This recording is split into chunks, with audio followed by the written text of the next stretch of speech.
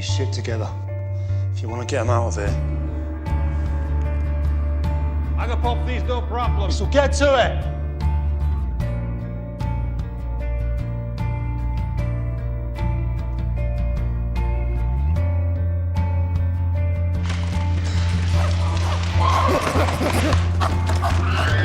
Security, we have a break-in. Get to section.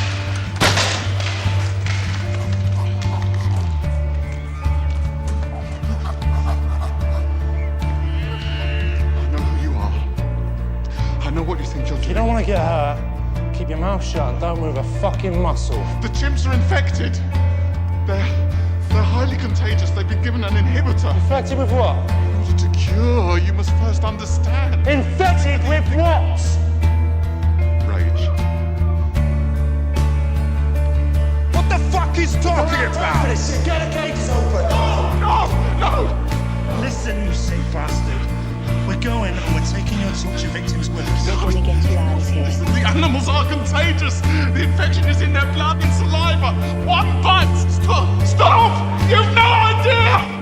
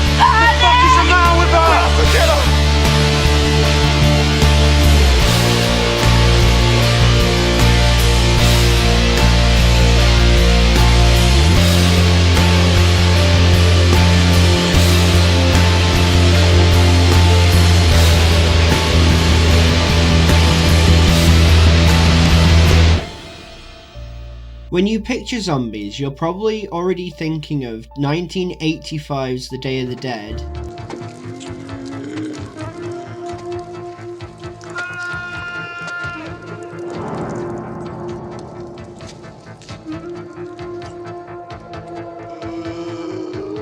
And The Walking Dead. Jesus. Son of a bitch. That's my deer. Oh, look at it all gnawed on by this filthy, disease-bearing, motherless, poxy bastard. But what if I told you that was a zombie movie that was even more scary because of how realistic it is? But before we actually give you the name of the most realistic zombie film, we first need to talk about the virus that it's based off.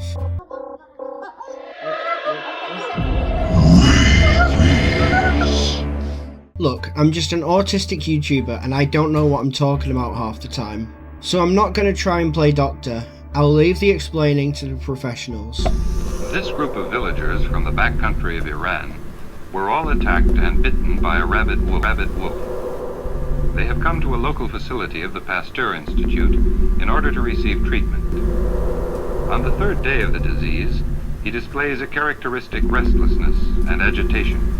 The most familiar clinical symptom of rabies is associated with difficulty in swallowing.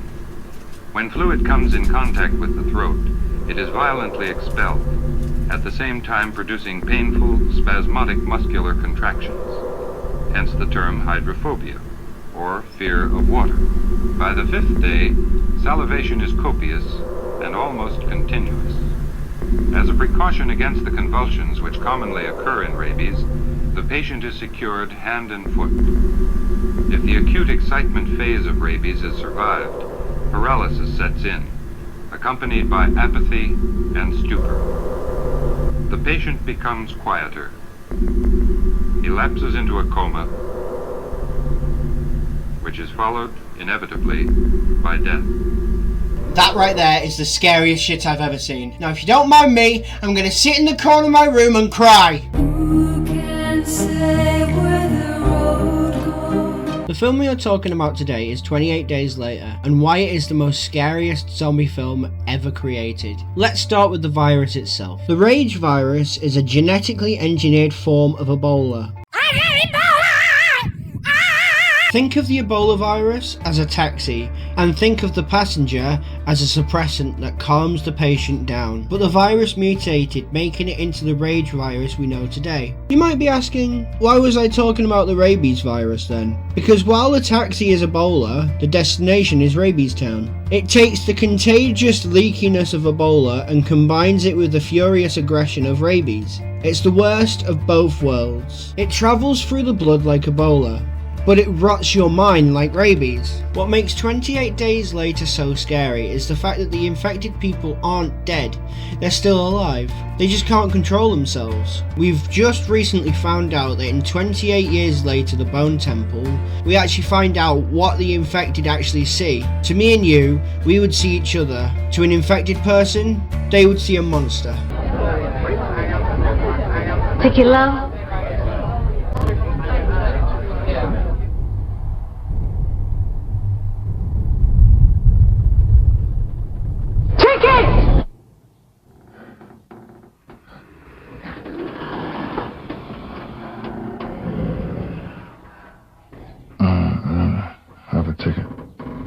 The scene where Frank gets infected, he's actually seeing his daughter as a monster.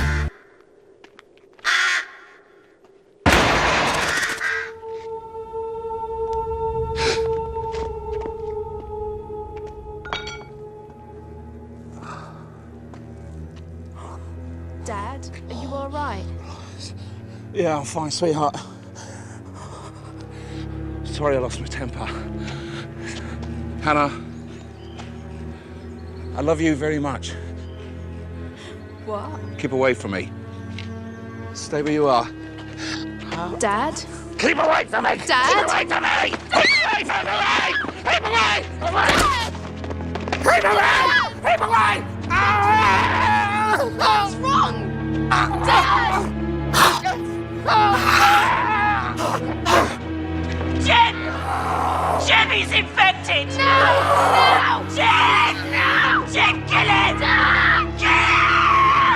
Kill it! To him, he's defending himself from his daughter, who to him is now a monster. And yes, he felt every bullet.